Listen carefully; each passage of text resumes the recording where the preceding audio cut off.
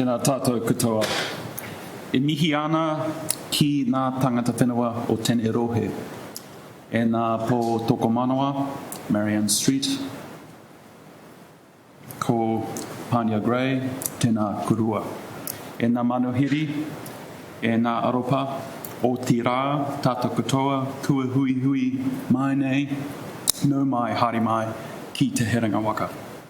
For those who do not know me, my name is Mark Hickford and I'm currently the Pro-Vice Chancellor of Government Law and Business here at Te Herenga Waka, Victoria University of Wellington. I'm delighted to be here on behalf of the Vice Chancellor in his absence and to welcome you to our university and to this special moment. Greetings to all family and friends, academic and professional colleagues, students and our wider community, distinguished guests all. We're gathered to celebrate our colleague Professor Karl Lofgren on the occasion of his inaugural lecture. Karl, an internationally recognised scholar, is Head of School and Professor of Public Administration in our School of Government. His lecture this evening is entitled Public Administration, Innovations, Policy and People. Before he joined us in 2013 as an Associate Professor, Karl had already begun a distinguished academic career, holding positions with Copenhagen University in Denmark, Malmö University in Sweden, and Roskilde University in Denmark. He is an adjunct fellow at the Swedish School of Social Sciences at Helsinki University in Finland, served on the research committee of the Australia and New Zealand School of Government since 2014, and has been invited as keynote speaker to conferences all over the world. I myself joined this university in May of 2015, and a year later Karl was appointed to Deputy Head of School in the School of Government. Indeed, during the years from 2016 as Deputy Head of School until 2022, Karl's advice, knowledge and professionalism have been essential to navigating what many of us experienced as extraordinarily challenging times.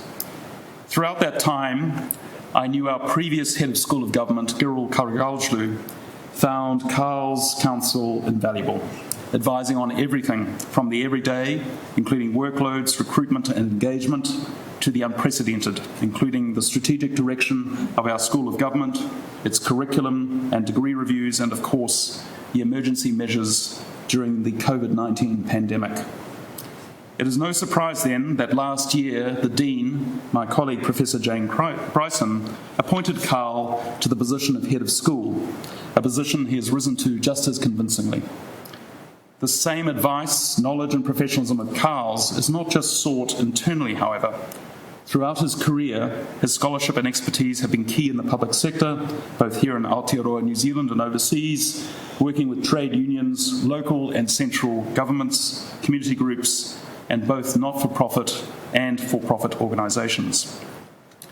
He assisted the Malmö Commission with policy implementation for their socially sustainable city project to enhance public health, sustainability and social cohesion in the city. He conducted research for the Building Research Association of New Zealand on how to better use academic outputs in developing housing policy. And more recently, Karl supported the Department of Internal Affairs in developing their digital government strategy. The list is an ever-increasing one. But beyond his role as a leader, Karl has never once forgotten his role as a teacher. He is nearing 3 decades of teaching experience across 5 institutions, 3 countries and 3 languages. Karl has taught everything from 100-level courses to the postgraduate level and consistently been at the forefront of teaching techniques, adapting to the changing needs of our students as blended and online courses have been introduced. Karl develops most of the curriculum for the majority of his courses and has openly shared his expertise, with much of his work considered compulsory reading in political science and public administration courses across the world. He has supervised 10 PhD students, with 3 of them successfully pursuing academic careers with positions in New Zealand, Taiwan and Indonesia, and beyond this has chaired the school's research committee on several occasions since 2014, contributing directly to the broader community of doctoral students within our School of Government here at Te Herenga Waka. And I know there are a number of his doctoral students in this audience this evening. The focus of tonight's lecture, though, is on Karl's research. Throughout his career, he has covered broadly the areas of politics and administration, but his special interest is in public sector reforms, technology and government, and the relationship between politics and administration, unpacking politics in the digital age. Much of this work has been based on international collaboration, including his work analysing how digital technologies are evolving within government and affecting our cities. Closer to home, Karl has examined what he describes as the true nature of New Zealand's public service, particularly in relation to the government's recent handling of the COVID-19 outbreak. Tonight, Karl will share some of his academic experiences based on three themes: innovation, policy and people. He will cover his interest in new and emerging digital platforms in politics and public administration, both at a national and local government level. He will explain the role of evidence in policy making and agenda setting. And finally, Karl will discuss his latest research into the rise of a new public bureaucracy. Karl, our university, Te Herenga Waka, Victoria University Wellington, is so gladdened and heartened to have you as a member of his professoriate. As I noted at the beginning of my remarks, it is a moment of celebration for us all and a distinct pleasure for me to introduce our colleague, Ahorangi Karl Lofgren, to the podium. Thank you very much.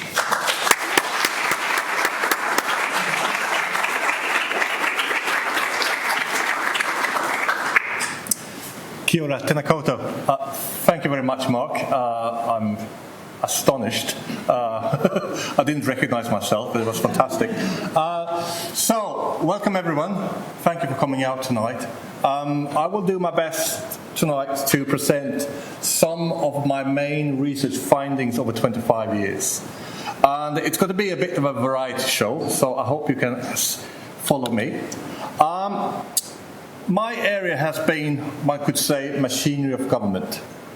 Has been the study of interaction between politics, knowledge, civil servants, institutions and citizens. I have been trying to cover different aspects of public administration, but there have been overlaps and some commonalities, and I will sort of finish off my lecture today with some of the commonalities. As Mark said, I have tried to emphasize empirical studies. There will be some theory, but not too much today. And I do truly enjoy conducting empirical studies. And I have done it at different levels of government. So I've been studying local governments. I have also been studying subunits of local council. At the same time, I have also tried to integrate studies of national government and even transnational government on the European level. Oh, and by the way, the picture here is what came up when I tried to Google civil service on New Zealand archives. I'm not sure why this picture came up, but I thought it was lovely. So it's the Census and Statistics Department's annual staff picnic in Pekakarikin from 1938. I have done studies in lots of different areas, and I won't be able to cover all these areas, so I have been focusing on 3 fields with 2 cases from each field. So it's 3 by 2. In terms of innovation, I will look at digital innovations, which was where I actually started my career. I will also include something about participatory innovations on a local scale. In terms of policy, I will say something about modern policy making with a point of departure in visionary governance and something about evidence-based policy making. And finally, in terms of the people, I will talk about a new public bureaucracy, about the role of projects and projectification, and I will also say something about the role of the new type of organizational professionals we are witnessing in public sector organizations. Okay, so let's start with innovations. And you probably recognize the photo of that building on Stout Street. MB, I couldn't find any good picture of innovation, so I picked this one. So my first project was actually my PhD project. This is an area where I'm still working in. I'm very often asked to be a reviewer on various manuscripts, application for research grants or research incomes. And it's something I haven't been able to let go, really, although I must say I don't do very much research myself in that area. So when I became a PhD student, I actually set out a rather simple, straightforward question. Is the new internet technology enhancing the quality of democracy?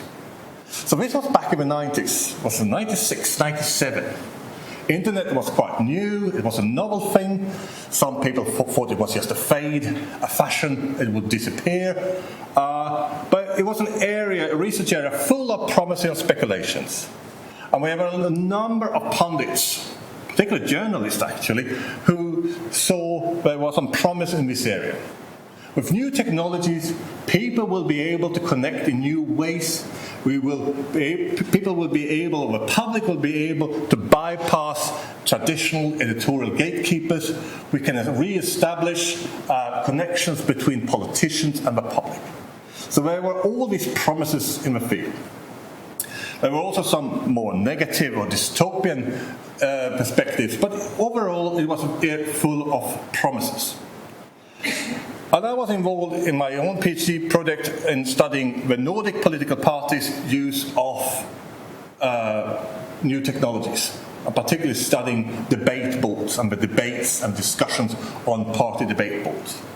I was also involved in one project on the Danish Parliament's use of the new debate boards and new types of experience with the internet, and in local government elections in 1997.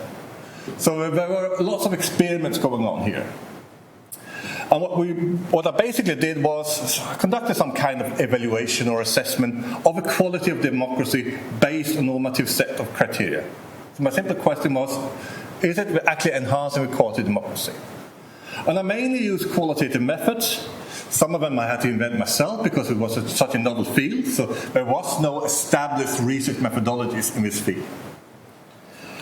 In terms of my findings, well, my first real challenge was actually how do we define democracy?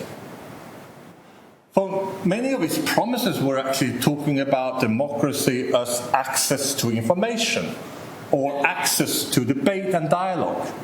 But democracy is more than that. It's also about accountability. It's about adaptiveness to the political system. It's about the creation of democratic identities. So one of my first tasks here was actually to develop some kind of criteria for how do we evaluate democracy. The second finding was there's a trade-off between this. And we invite lots of people to the debate board on the internet, but of course we'll make it the debate, but will probably ruin the quality of the debate. If we want quality, well, we should invite those people who can talk. We don't want those people who are not able to formulate their political views. So we tried trade-offs here. What I could see was that these innovative channels for debate, engagement and participation did not automatically lead to innovative outcomes. It was sort of a mixed bag. I wouldn't say it was bad for democracy, but I wouldn't say it actually enhanced that much. Perhaps a bit depressing outcome or result. But I felt that at least that's what you do as a researcher. You follow your evidence. And regardless of outcome, you sort of make a conclusion about, well, maybe this is just a mediocre outcome.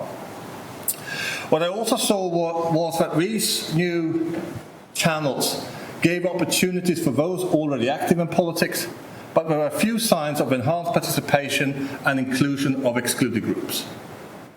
And one thing I discovered, which I think we all are aware and familiar with today, is that online anonymity creates perverted effects of behavior. And I do remember I mentioned this to a journalist who interviewed me. And he said, well, you don't understand the prospect. You don't see the promises here. This was 1998. People are actually quite civilized on the internet. Right. Another thing was, which I will return to later on, as one of the commonalities here and overlaps, is I witnessed a long string of experiments. So it was an interesting experiment happening somewhere in the world. Everyone tried to copy it. And then this experiment was dismantled and we never heard about it again. Although it continued to live like a zombie in the academic literature. It's a success story. And equally, I have to admit today that politics eventually became digital by default. We can't think about politics today without thinking about digital platforms and digital devices. So that was my first case of the themes. The second one, which actually was based on the first one, was local participatory design and evaluation, which was a theoretical and an empirical research field for me. I had at this time relocated to my first university, Roskilde. And we were really interested in studying how can we create democratic realms for local government subunits, neighbourhood council, advisory boards, etc. In particular, since we had just introduced a big merger or amalgamation of local governments or local councils in Denmark. So we want to see how can we somehow preserve old channels for democratic discussions and inclusion of citizens, given that we have actually made the councils much bigger. Here, once again, I started with some kind of theoretical development with a colleague, where we tried to put together, I would call a framework for assessing the democratic quality of local participatory and collaborative experience in urban planning. In addition to that, we managed to raise some money to study empirically new local democratic fora for decision-making, including both citizens, politicians, civil servants, and professional and free councils. And parallel to that, I was also research leader for a big Nordic network comprising participants from Norway, Sweden, Denmark, Finland, and even Iceland. And this was mainly conducted with qualitative studies, and my Nordic colleagues, conducted some surveys. The first interesting finding here was the discrepancy in expectations between politicians and citizens. So politicians wanted to communicate the long-term visions. We had lots of visions, by the way, while citizens were seeking solutions to everyday problems. Potholes was one thing which turned up during our interviews. It was difficult to mobilize public interest in certain communities. In particular, resourceful rural communities were more successful in making it work. So when you had a strong village, you could easily mobilize people and you could easily lobby the local government and use these new forms for participatory channels to actually raise funding for example, a new gymnasium for a school. And in one case, we actually had a community which actually themselves developed their own zoning plan for their community, which was adopted by the council. They thought it was great because we didn't have to pay for it. So these strong, affluent areas were much better in actually using these new channels. Meanwhile, marginalized groups remain excluded.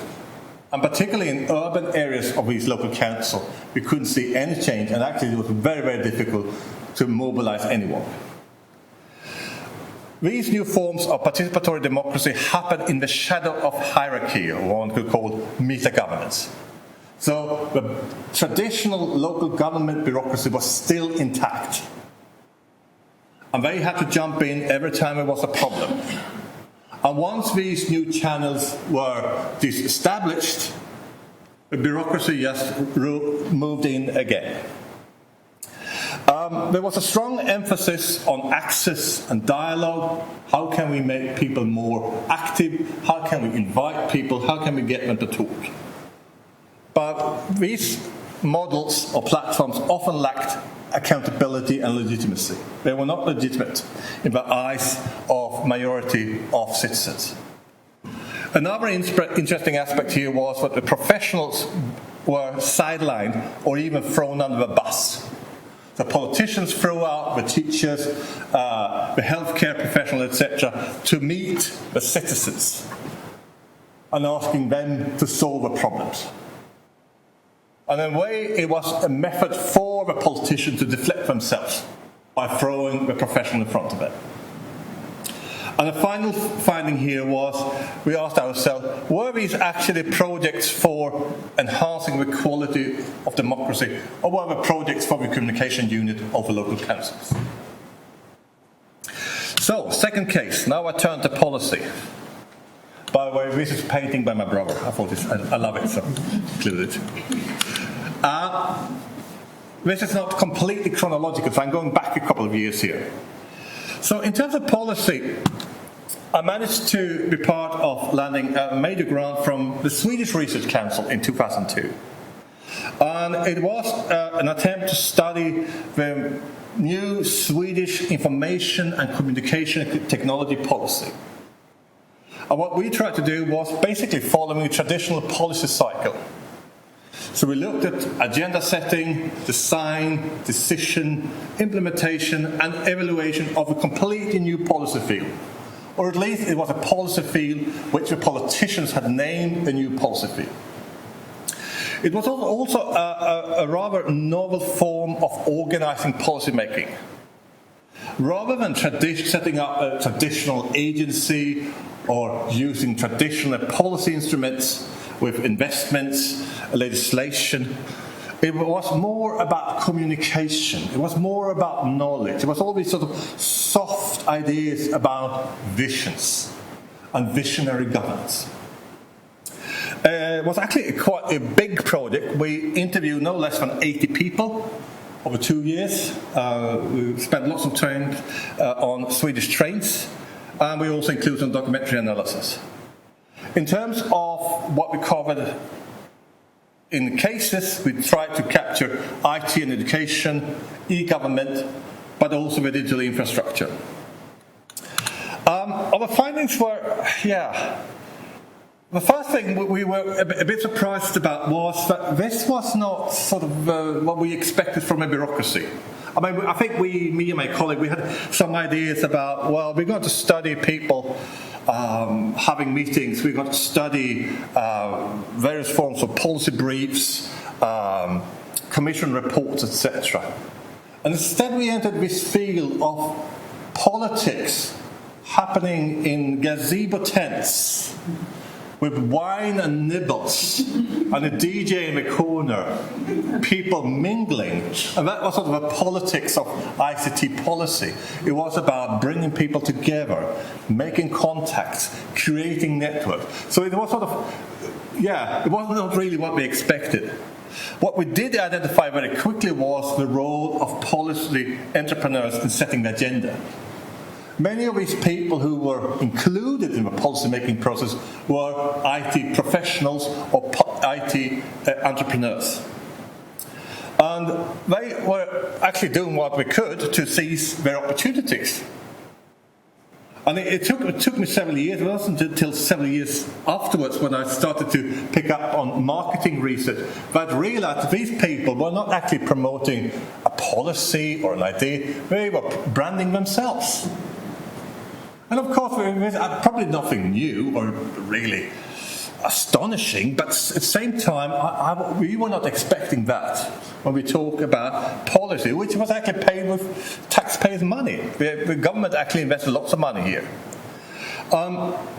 They tried to set up governing networks. It was quite a sort of modern way of organizing politics.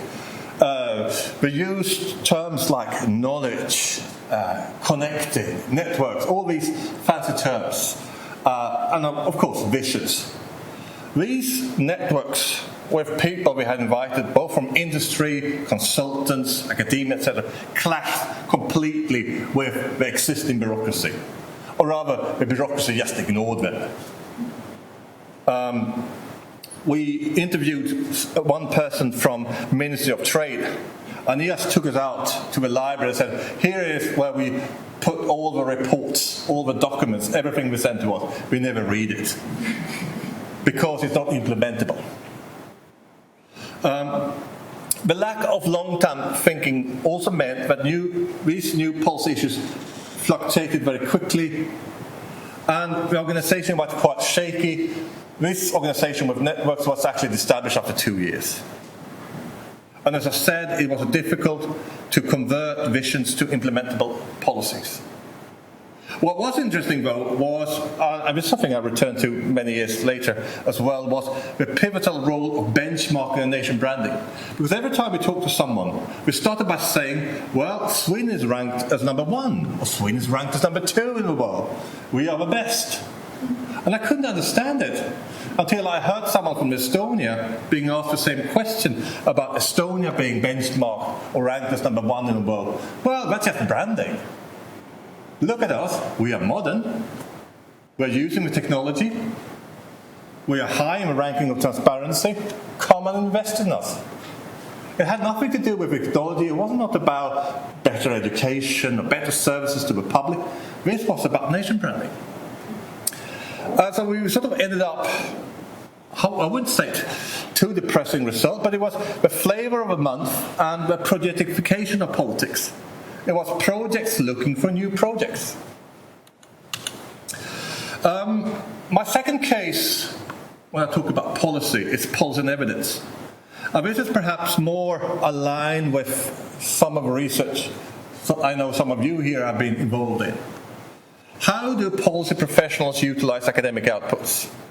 What enables and constrains the use of academic sources?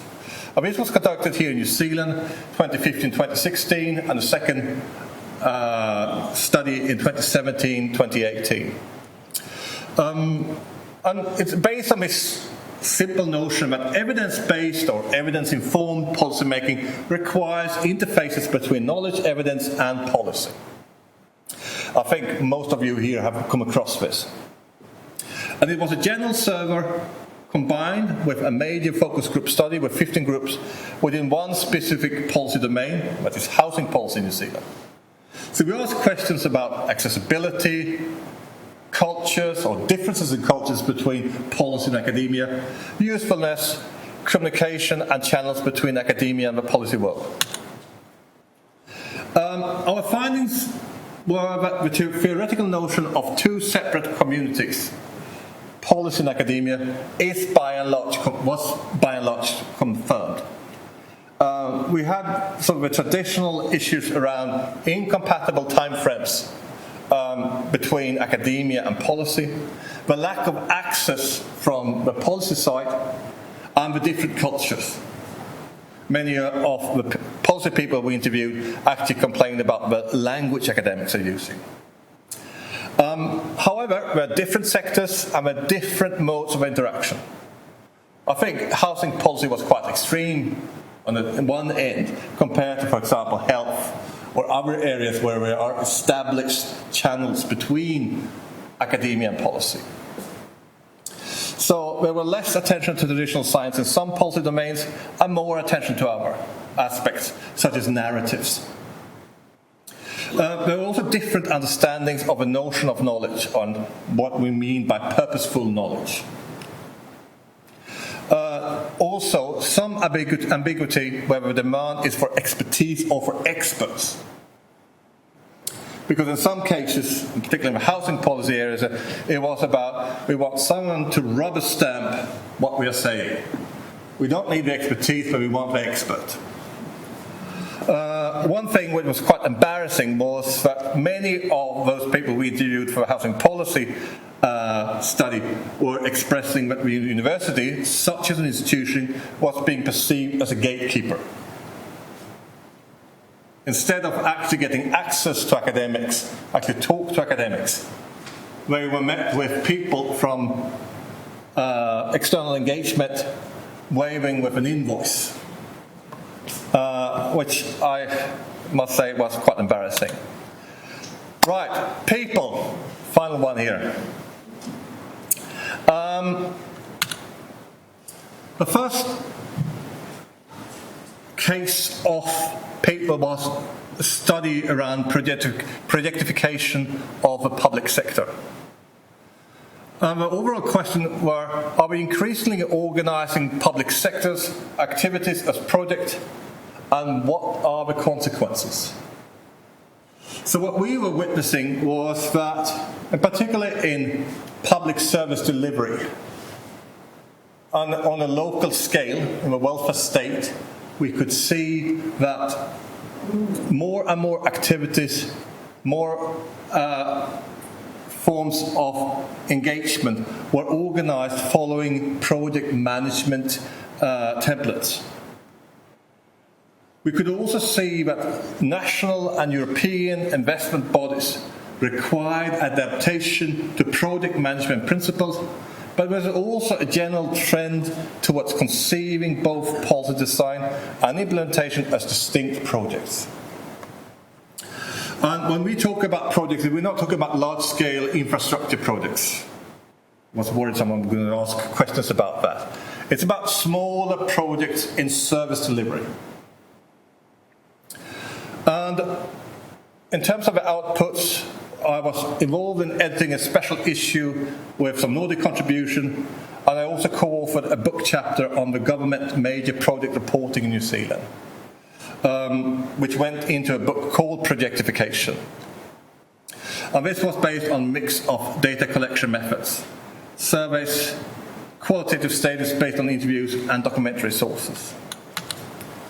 So, when we talk about projects, the whole concept of projects being interpreted and applied in a very inconsistent way throughout the public sector.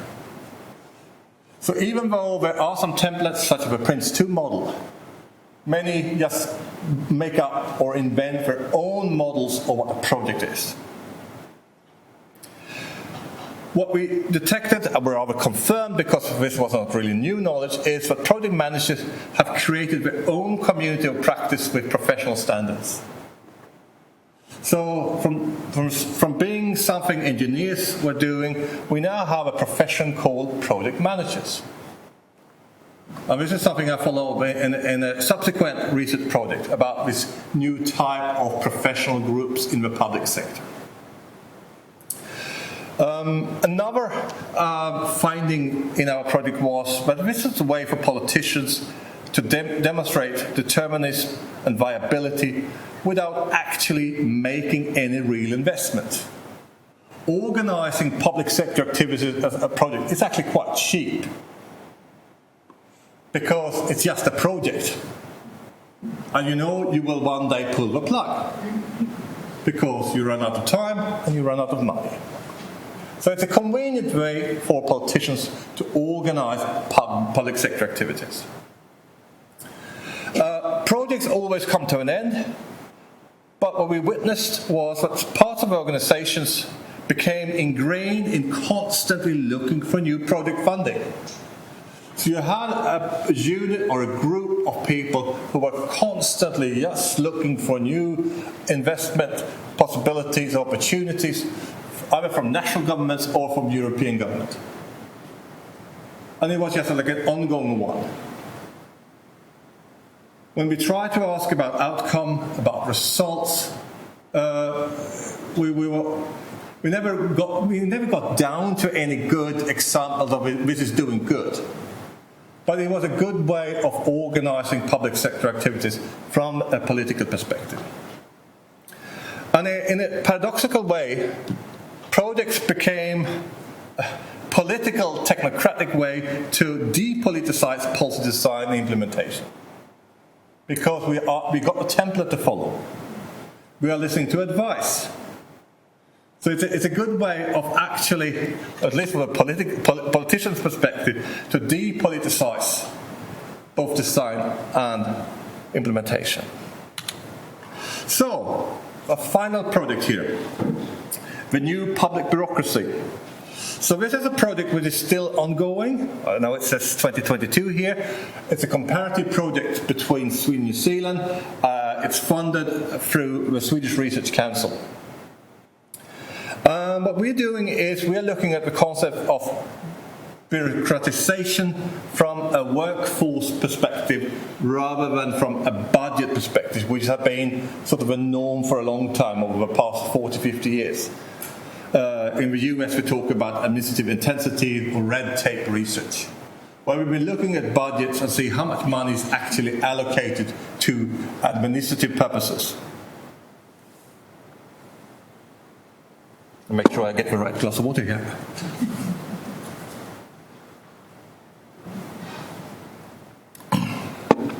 This is also an area, I think, those of you who are working in the service you probably have heard bickering about this many times, about the growing communications unit or growing communications department of those people working with quality assurance getting more staff. What we discovered was there's not much empirical work here. We did find, unsurprisingly, there was quite a lot of research in this area on people studying higher education or tertiary education, where we discovered, well, there had been an increase of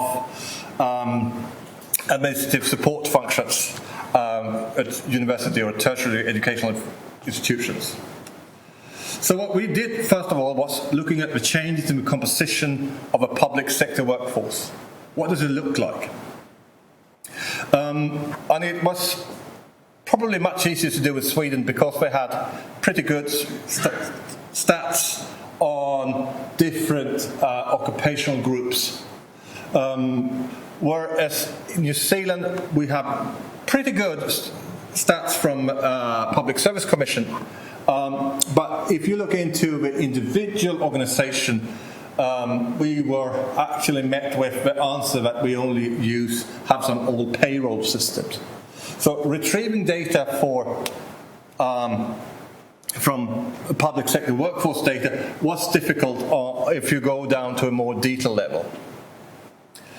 The overall question we asked was, are organisational professionals on the rise and what causes it?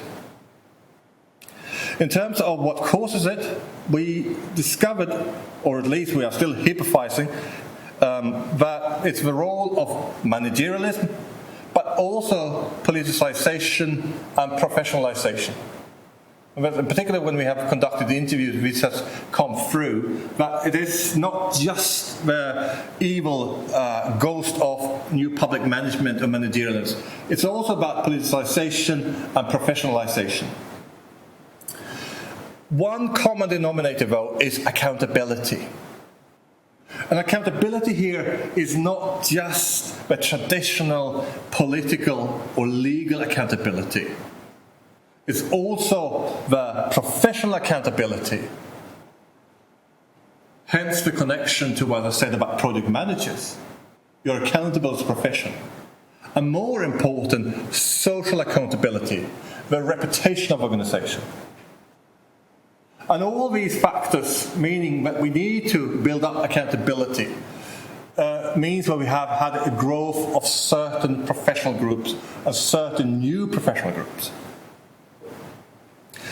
So what we looked at was general trends, FTEs in the public sector workforce, as well as a couple of special cases of land transport agencies, the police force and tertiary education. And this was constituted one big challenge for us because it's very, very difficult to compare different jurisdictions, in particular Sweden and New Zealand. Because the structures are so different, responsibilities are so different. In New Zealand, it's very much a unitary state, centralised state. In Sweden, there are 3 different levels, and most of welfare service delivery is decentralised or devolved to local councils. So some of the normal functions we associate with public services or public sector, we could simply not compare it. So we had to pick someone where we could compare. Land transport agencies are more or less the same in both countries. Police force are more or less the same. Tertiary education, yeah, there are some differences, but more or less we could compare them. And we use both quantitative and qualitative methods. Our findings was that there's a stronger increase among organisational professionals than among occupational and professional and technical administrative staff. So we have those traditional technical administrative people, what we used to call clerks and technicians, etc. They have been in decline for a couple of years now. And as I said, part of that is about professionalisation. When we talk about traditional occupational professionals, there has not been an increase, but there hasn't been a decrease. It's sort of stabilized. But there is an increase in organisational professionals. That's those groups who are sort of supporting management and who are working internally, mainly not just back back office, but mainly working to support management, to support the organization. What I would say is there's a huge variation between Sweden and New Zealand here. This project originated in Sweden, and that's also where we found the most significant increases in organisation professionals. We didn't see that much of that here in New Zealand, even though, yes, there has been an increase here as well. So there are some common trends. Different forces, managerialism, politicisation and professionalisation, seem to affect organisations differently. But still, accountability and control in all its forms seems to be a common denominator. And we are still contemplating the normative question, is this a positive or a negative development? Because, I mean, particularly when you read about tertiary education and what's happening in terms of changing the workforce, it's very, very negative. We're not really sure if it's just negative. But we leave that to the reader as well. You might at some point find out and give you an answer. So, finishing off here, some general observations. I would describe it as paradoxes. And this is based on all these different projects plus another few. But we are not moving away from managerialism. If we look at the literature in public administration, there is sort of this taxonomic idea that we have gone from old public administration to new public management, and soon we will be in the la-la land of new public governance or something. I personally see it as managerialism has moved away from the 1980s. It's still managerialism. It doesn't look the same as it did in the 1980s. Another observation, general observation, is the short-termism of experiments, innovations and projects generates an administration where visibility and narration seek to substitute genuine performance and value. It's all about performativity. It's not about values and performance. And this is also a paradox. The political attempts to depoliticize the administration through the introduction of technocratic practices. So through political intervention, we try to depoliticize public administration. The narrative is taking a central role in whatever the public sector is doing. And this is also something I've observed individually several times here in New Zealand. But what is important is the narrative. And I'm not saying that's a bad thing, it's just an observation. Established understandings of knowledge, governance, and citizens' engagement are being redefined. I mean, you've probably all heard about fake news, etc. But it was interesting when I interviewed people in the housing policy project about how we perceive knowledge. But it doesn't mean the same as for us academics. It's about what's useful. And knowledge is not necessarily something which is scientific. The same goes for governance and citizen engagement. It's not the traditional way of thinking about citizen engagement. It's not the same way of thinking about governance. We also see expansion of professionals and new professionals groups entering the public sector workforce. And one interesting thing we concluded in one of the Swedish projects was that we often talk about supply and demand when we talk about tertiary education and future employers and careers. And we think that it's because of a demand we create new educational programs. What we discovered was that new types of graduates create new types of workplaces. It's the opposite. And it may sound illogical, but it is actually, when you think about it, it's not completely illogical. Managerialism and politicization creating an increased demand for a broader scope of accountability mechanism. Meanwhile, we keep hearing that accountability seems to be in short supply. So there's also a paradox. I won't go through this. This is the research I've conducted, which I haven't mentioned here. So it's a mixed bag of bigger and smaller projects. I think I've managed to keep the time here, so thanks for attending. Tēnā koutou katoa. Well, I'm Jane Bryson, the Dean of the Wellington School of Business and Government, and it's my honour and pleasure to give the vote of thanks to Professor Löfgren in his inaugural professorial lecture tonight. So tonight, Professor Löfgren has shared with us his interest and research into the heart of democracy in action and the machinery of government through his examination of innovations, policy and people in public administration. He's shown us the pretensions and the tensions in digital democratic innovations. He's explored the influences on policy making, from how policy agendas are set to how they are governed and how policy is made, what counts as evidence or not. Indeed, is policy making a science of prediction or an art of the possible? Or is it both, including that dance of branding and influences? And it made me wonder, are we back somewhat controversially to a modern version of C.P. Snow's Two Cultures, or maybe it's three? Karl also examined the emergence of a new public bureaucracy, highlighting projectification, and I'm just boggled at the way we extend words. You know, commodification, monetisation, projectification. Where does it end? And the increase of organisational professionals versus occupational professionals.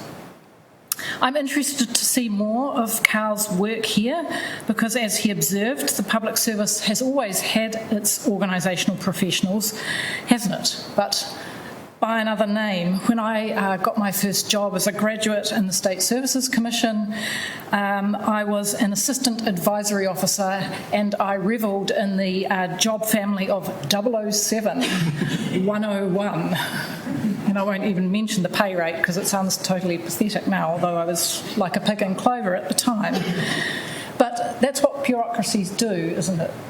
So I'm interested to see more of your work in that area, Karl. And in concluding, Karl made a number of reflections on the paradoxes that he's seen through his research and the performativity and narratives around public administration. He had another conclusion in an earlier set of slides, which he removed from these slides, which I was going to comment on. Okay, now please do. I can't. Well, he had a final observation about rather than being cynical, one should take an ironic approach to viewing these issues. And I thought that was a really ironic statement from an academic. And I also thought it was quite an intriguing injunction, which drove me to the dictionary and other sources, which why I'm compelled to actually share it with you, even though it wasn't in the slides anymore. I avoided ChatGPT to explore irony and cynicism, and I learned that irony and cynicism are both defence mechanisms. Who knew? And in irony, as we all know, the surface meaning and the underlying meaning of what is said are not the same, and cynicism is minimising the impact of the object. So we can refer obliquely to our true view on matters through the ironic statement, or we can cynically reduce matters to nothing new under the sun, which might make us realists or not. So this is clearly a debate that requires refreshments. There's lots to take the opportunity to congratulate and ask Professor Karl Lofgren lots of questions. So I'm the only thing standing between you and those important opportunities, and I invite you to refreshments on the mezzanine floor. And I say to Karl, ngā mihi nui ki a koe, thank you and congratulations on becoming a professor, and let's show our congratulations once again with a round of applause.